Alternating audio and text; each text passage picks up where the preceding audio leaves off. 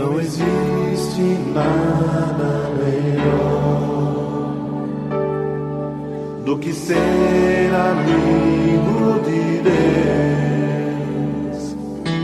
caminhar seguro.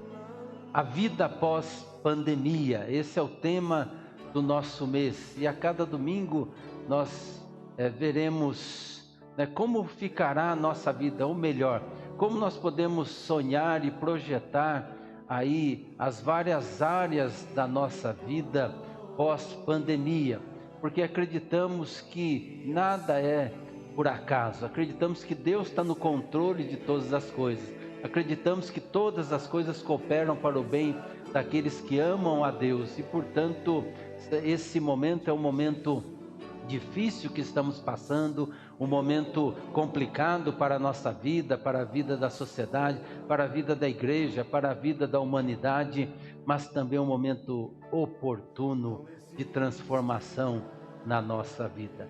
Nós temos projetado à luz da palavra de Deus, como ficam essas várias áreas da nossa vida. Já vimos domingo passado sobre os nossos projetos, como nós devemos projetar, como nós podemos sonhar, e a palavra de Deus nos mostrou que nós devemos sempre colocar Deus nos nossos projetos. Se Deus quiser, faremos isto ou aquilo.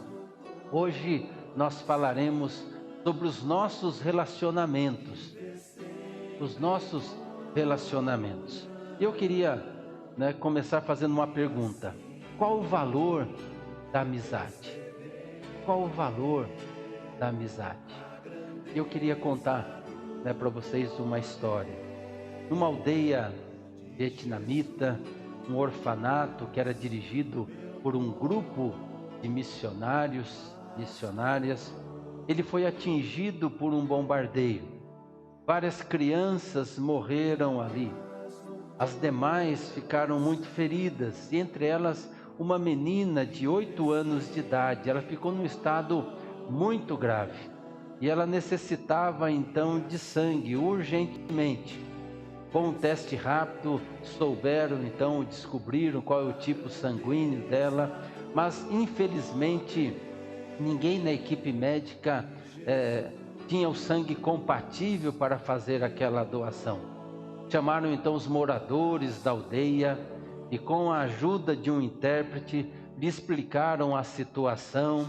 A maioria não podia doar sangue devido ao estado de saúde que eles estavam ali.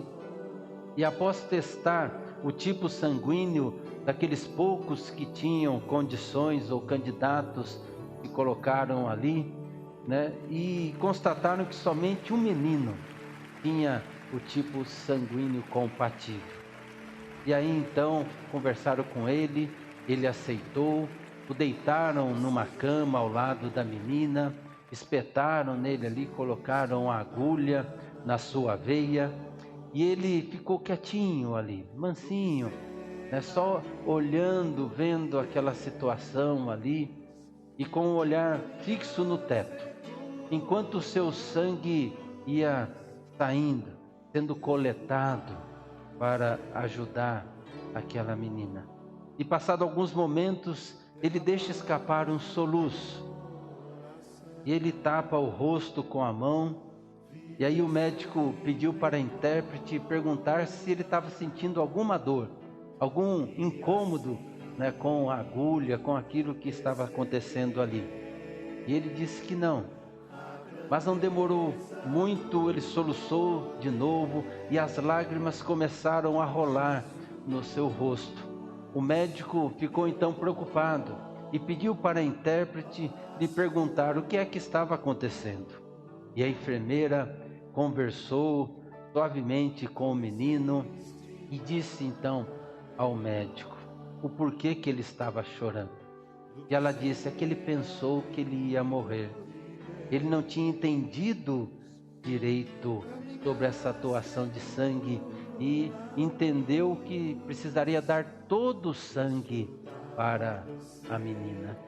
E aí o médico chegou perto dele e também ali com a intérprete e perguntou: mas você sabendo disso, que você entendendo que iria morrer, dar todo o seu sangue, por que é que você aceitou fazer isso? E o menino então respondeu: porque ela é minha amiga. Ela é minha amiga. Qual o valor da amizade? O valor de uma amizade? O que sustenta os nossos relacionamentos?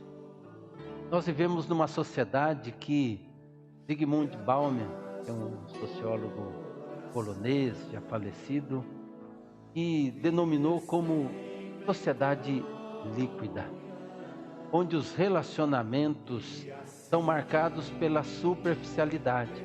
Nada é feito para durar muito tempo. Nada é feito para permanecer muito tempo. Inclusive os relacionamentos. Os relacionamentos são pautados pela utilidade e não pelo amor. Ou seja, os relacionamentos são mantidos enquanto se vê utilidade naquele ou naquela que você diz que é amigo, que é amiga. Deixou de ser útil, então se desfaz esse laço, se desfaz esse relacionamento. O amigo então, ou amiga, simplesmente é útil para você e não alguém que você gosta pelo simples prazer de estar na sua presença, pelo simples prazer de estarem juntos. Mesmo antes da pandemia, já vivíamos essa crise de relacionamentos.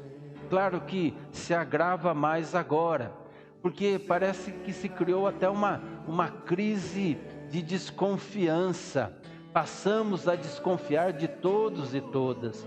Do amigo, do filho, da filha, do namorado, da namorada, né? Pode ser alguém que pode te contaminar, que pode transmitir para você aí o Covid, e nós precisamos sempre manter distância, não podemos chegar perto, e pior que nós estamos começando a acostumar com isso, com o distanciamento, com os cultos online, com as videoconferências. Tudo isso usamos a tecnologia e é bom para nós, mas começamos a nos acostumar com esse distanciamento. Ou seja, né, o que já era ruim em termos de relacionamentos utilitários, superficiais, se agravou mais com a pandemia. Vivemos numa sociedade onde o medo, a ansiedade, a solidão tornaram-se sentimentos mais comuns. Graças a uma sociedade tecnológica, individualista e burocrática.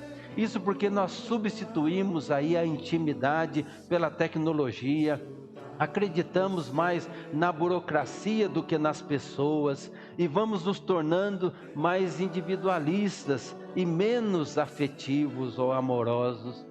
Diante deste quadro, o medo de amar, o medo de não ser amado, o medo do abandono, da traição, da morte, do fracasso, intensificam-se aí a nossa ansiedade e ela cresce e a solidão torna-se então uma companheira.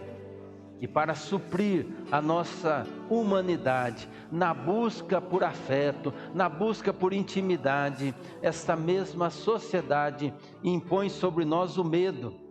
Ou melhor, que impõe sobre nós o medo, a ansiedade e a solidão, usa os recursos da tecnologia e cria em nós uma intimidade impessoal, uma intimidade ilusória.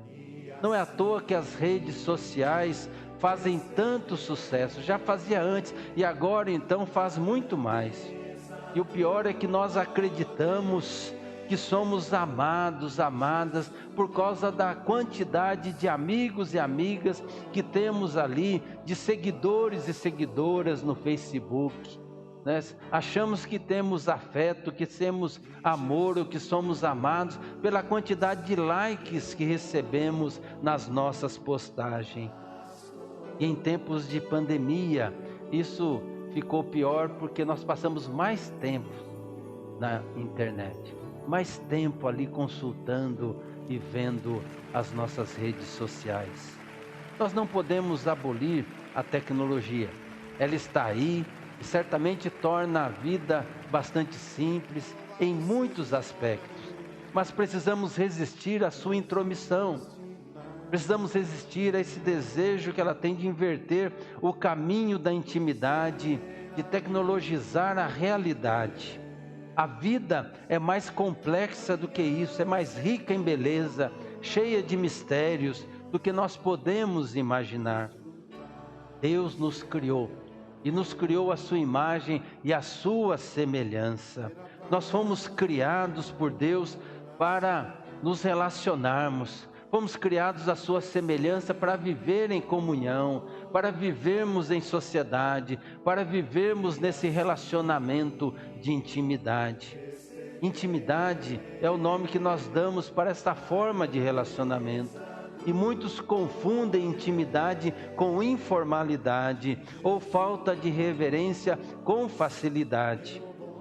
Acham que sentir-se à vontade é ser íntimo.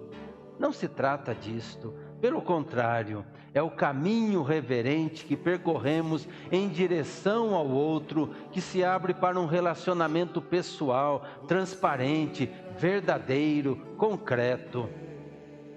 Mas irmãos e irmãs, apesar desse diagnóstico que estou fazendo aqui, eu sou um otimista. Acredito sempre, que as coisas podem mudar. Acredito que a vida pode dar certo. Acredito que vamos sair dessa pandemia melhores do que entramos. Claro que nós corremos o risco dessa melhora ser superficial, passageira. Sou otimista, mas também sou realista. A natureza humana é marcada pelo pecado e por isso nós somos tentados constantemente a viver essa lógica da superficialidade, da fluidez, do passageiro. Até porque temos medo de nos expor. Mas creio que nós temos aí pela frente uma grande oportunidade. Uma grande oportunidade de mudar isso. De criar relacionamentos que sejam sólidos, relacionamentos que sejam concretos, relacionamentos pautados no amor.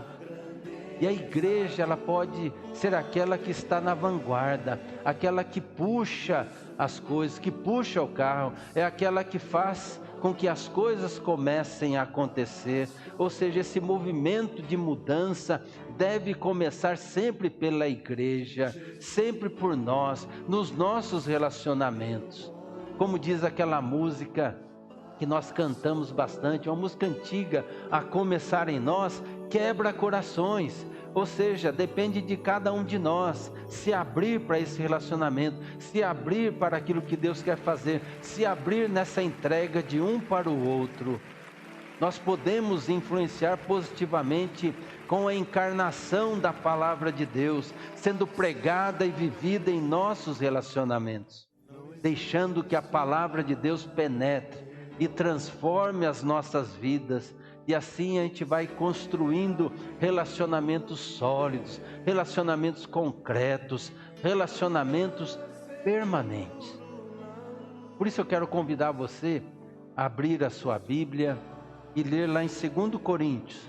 2 Coríntios no capítulo 6, no verso 11 a 13. E lá em 2 Coríntios nós vamos ver uma orientação do apóstolo Paulo para a igreja de Corinto. Orientação que serve para todos nós nos dias de hoje, para os nossos relacionamentos sobre os quais estamos aqui meditando, à luz da palavra de Deus.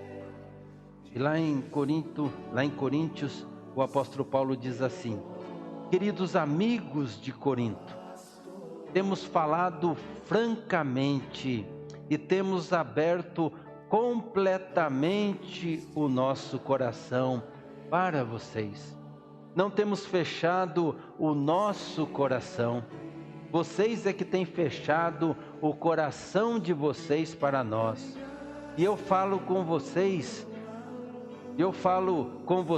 como se vocês fossem os meus filhos. Tenham por nós os mesmos sentimentos que nós temos para com vocês e abram completamente o coração de vocês para nós. O apóstolo Paulo faz um convite aos corintianos, aos são paulinos, aos santistas, aos palmeirenses, a todos e todas. É um convite ao relacionamento aberto, ao relacionamento transparente, ao relacionamento sem medo de se entregar, sem medo de amar, sem medo de ser amado. Para o apóstolo Paulo, a intimidade era tornar-se verdadeiro, único, pessoal, afetuoso em seu relacionamento.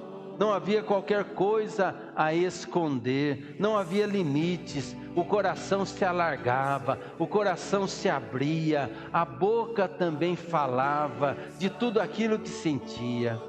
Era preciso que os seus amigos o conhecessem, pois só assim seria verdadeiro, humano e cristão.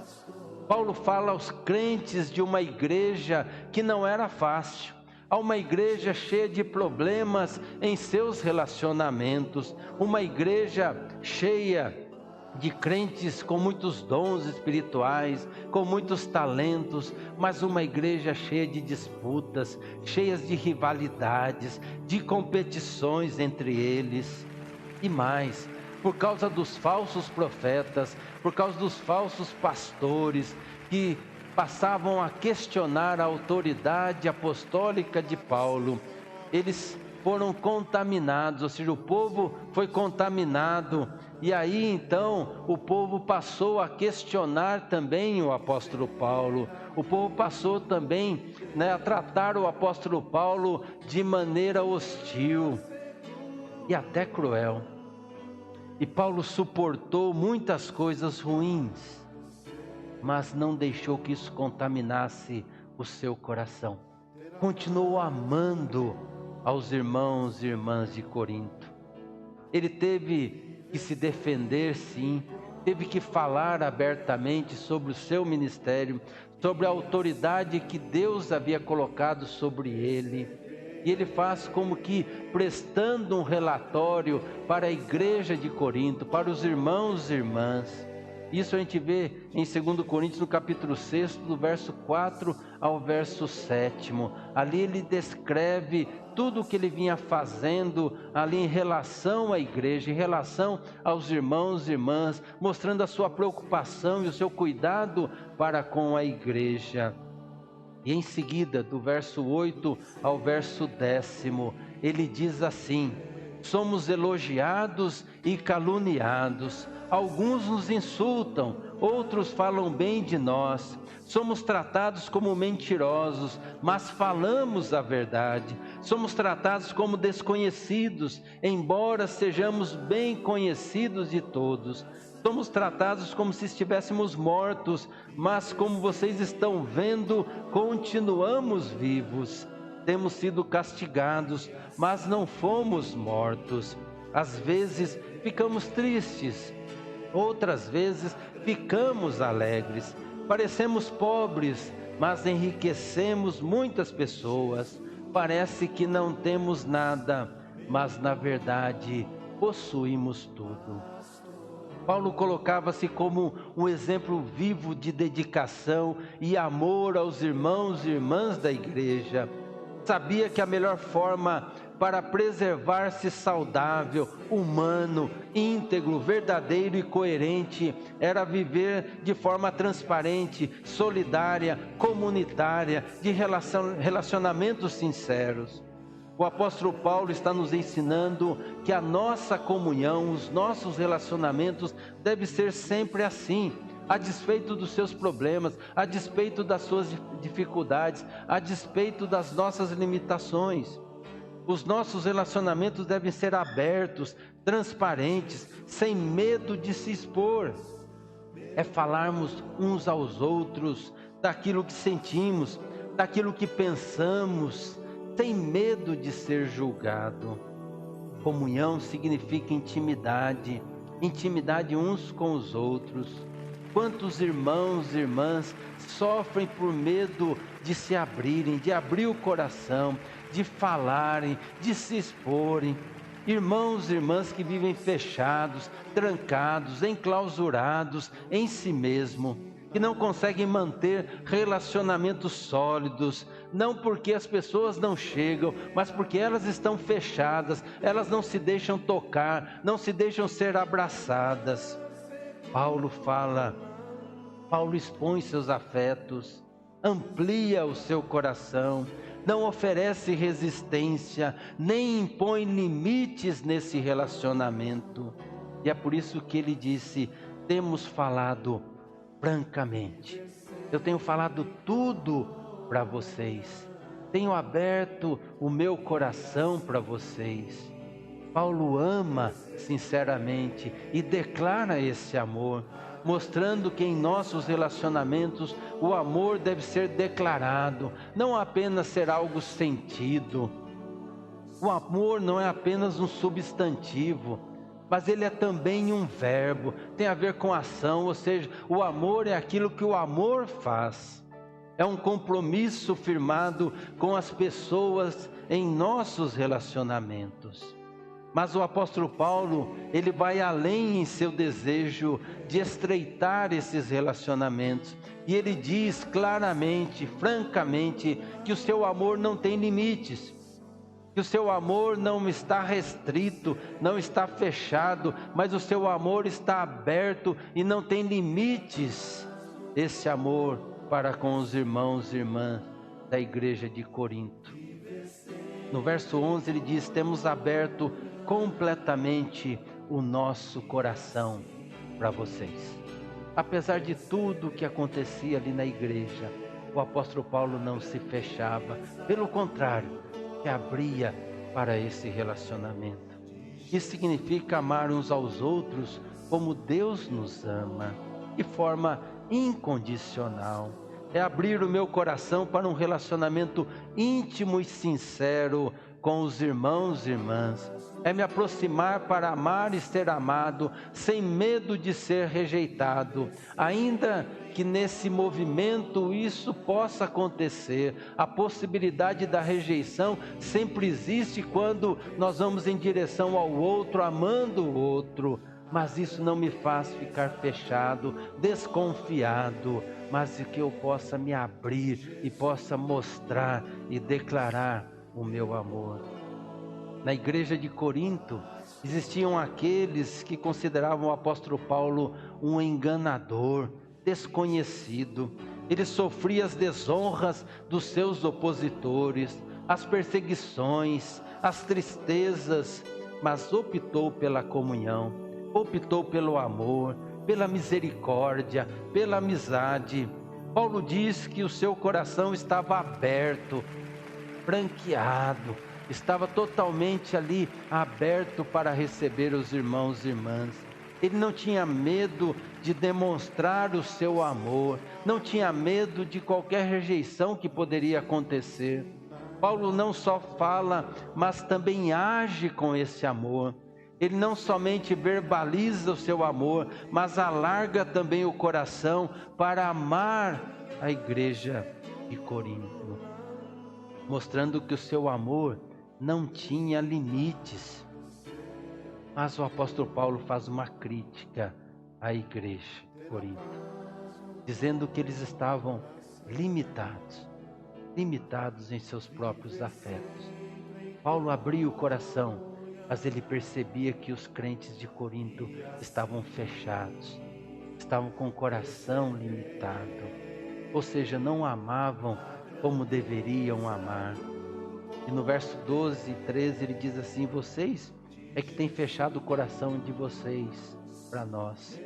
Eu falo com vocês como se vocês fossem os meus filhos.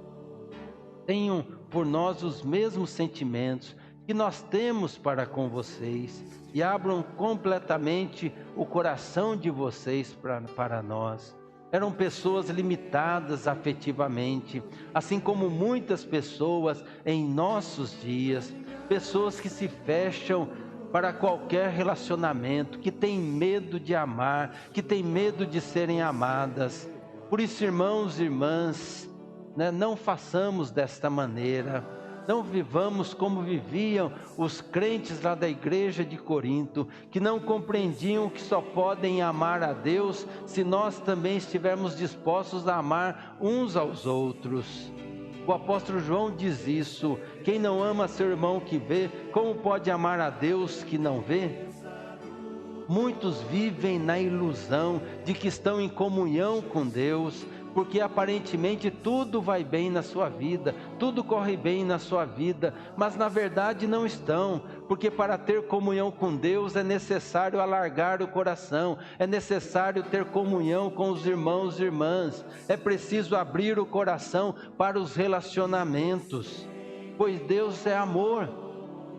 Deus é amor, é assim que Ele é conhecido. E Jesus, quando esteve conosco, quando esteve em seu ministério terreno, disse aos seus discípulos, aos seus amigos: vocês serão conhecidos como meus seguidores, se amarem uns aos outros.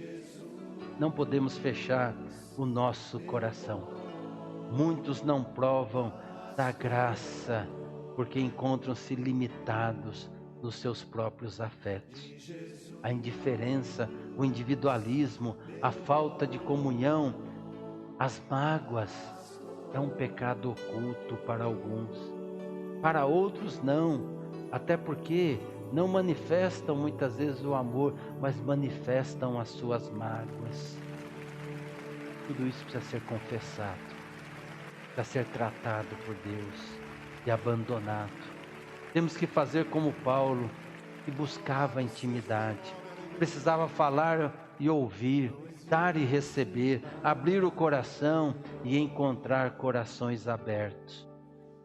A palavra de Deus nos convida a sermos uma família que verdadeiramente se ama, onde os membros podem falar abertamente, sem medo de se expor, de serem julgados, onde as nossas discussões são por causa de ideias e não por problemas pessoais, onde os nossos corações estejam bem alargados, abertos para amar e ser amados, sem limite, sem condições, sem imposições, uma família sem falsidade, sem máscaras, sem hipocrisia, uma família que sabe perdoar e pedir perdão, uma família onde podemos ser aquilo que somos em nosso lar, na escola, no trabalho ou no lazer, uma família com os lábios abertos e um coração dilatado, uma família que viva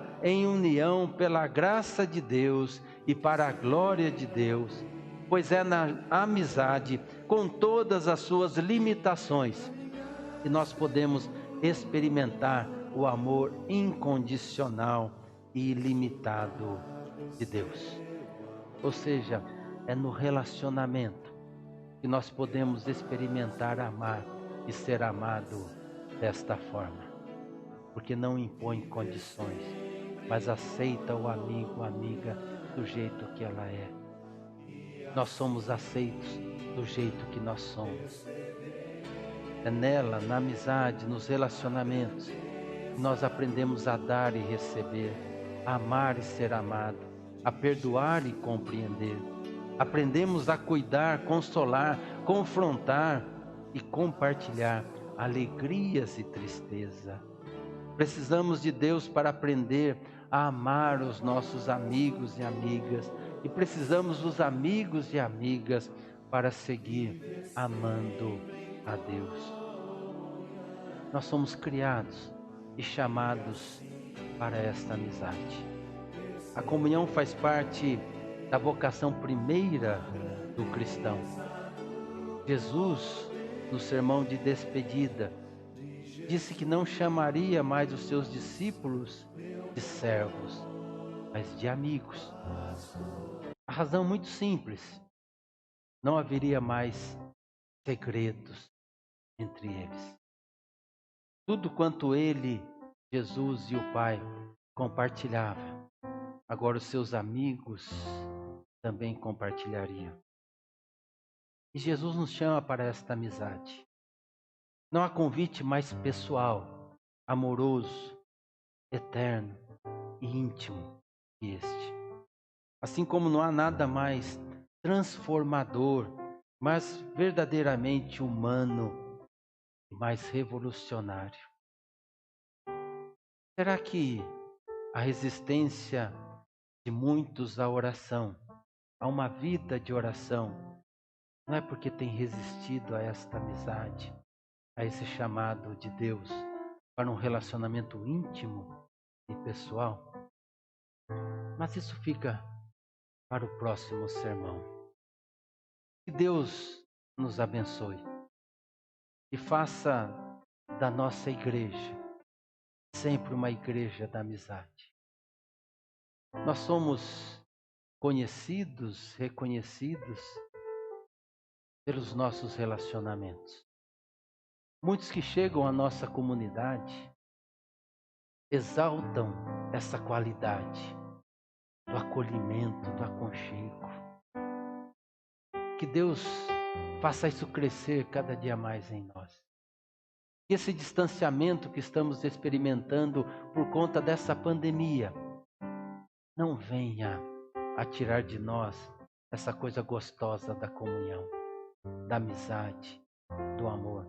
Pelo contrário, que essa saudade se transforme num desejo enorme de nos encontrarmos novamente, de nos relacionarmos, de abrirmos o nosso coração, de falarmos abertamente, de amar e ser amado, de fazer isso sem medo de julgamento, sem medo de rejeição, mas que possamos cada um tomar a iniciativa de ir ao encontro do outro, da outra.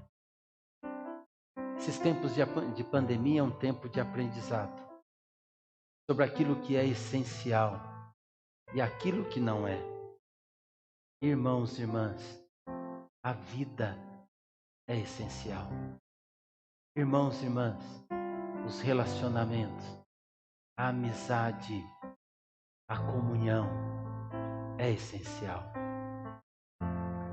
Jesus disse: ninguém tem mais amor pelos seus amigos do que aquele que dá a sua vida por eles. Deus nos ajude a amar e ser amado assim em nossos relacionamentos. Que a graça de Deus nos conduza para esse relacionamento e possamos cada dia mais fazer crescer esse amor, essa comunhão, para a honra e glória do nosso Deus, para o nosso bem, porque isso é sadio, isso é saudável, isso faz bem a todos nós e nos mantém humanos, porque é no relacionamento que nós aprendemos a nos conhecer melhor. É no relacionamento que a gente conhece ao outro. E assim nós crescemos nesse amor, nessa amizade. Deus abençoe o irmão, irmã. Deus abençoe a sua família. Deus abençoe a comunhão da igreja. Amém.